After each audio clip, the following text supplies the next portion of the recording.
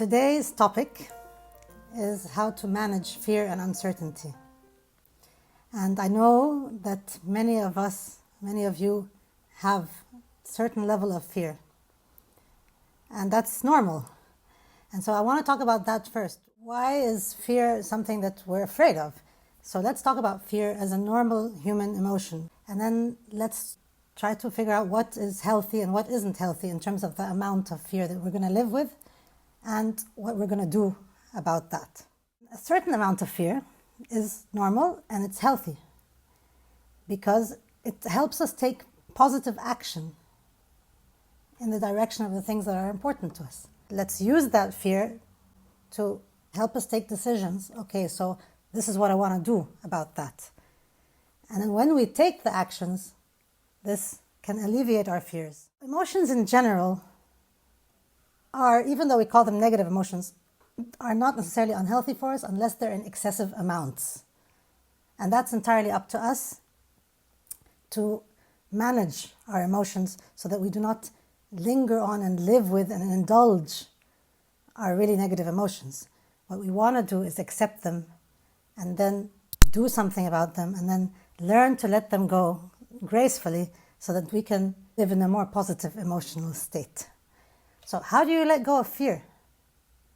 One way to let go of fear is to recognize that fear is really only coming from your thought process. Okay, you're thinking something that's causing you the fear. And what you're thinking very often is not true. There's no proof that it will happen. It's a possible worst case scenario that causes you the fear. Well, what about the possible best case scenario instead? Since we don't know what the future scenarios really are, why not entertain more positive scenarios while accepting the worst case scenarios? But the difference is, if we're going to live in fear in every moment, or are we going to live the moment, make the most of it, knowing that we do not have control over the future and that that's okay. When it comes to uncertainty, the uncertainty has always been there. We've never been sure of our future.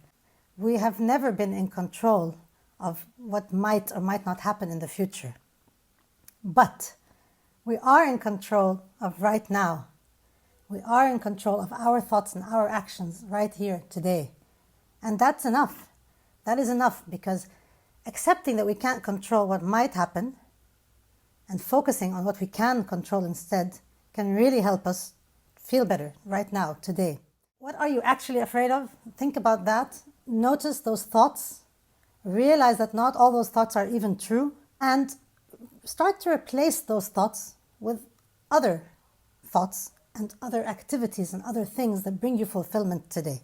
So that's one of the ways to alleviate your fears. Now, when we accept that, yes, we're afraid, and we use that fear in a positive way, and then we let go of the rest of the fear that we don't need because it's not serving us, then we're on the right track. Because think about it. We are the only ones, in fact, who are fully in control of our emotions. And if we're not changing it, that means we're choosing it.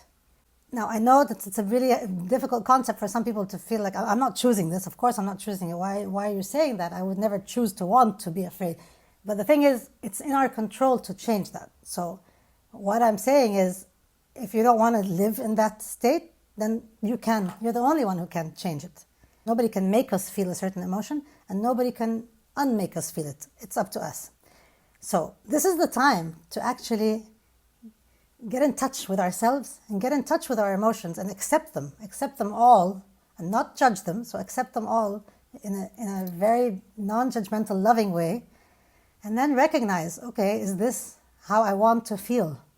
And how would I rather feel? And what's stopping me? What can I do now to feel better? These are the kinds of things that can really help us go through a time like this and actually help us grow and evolve and develop and even shine during a time like this.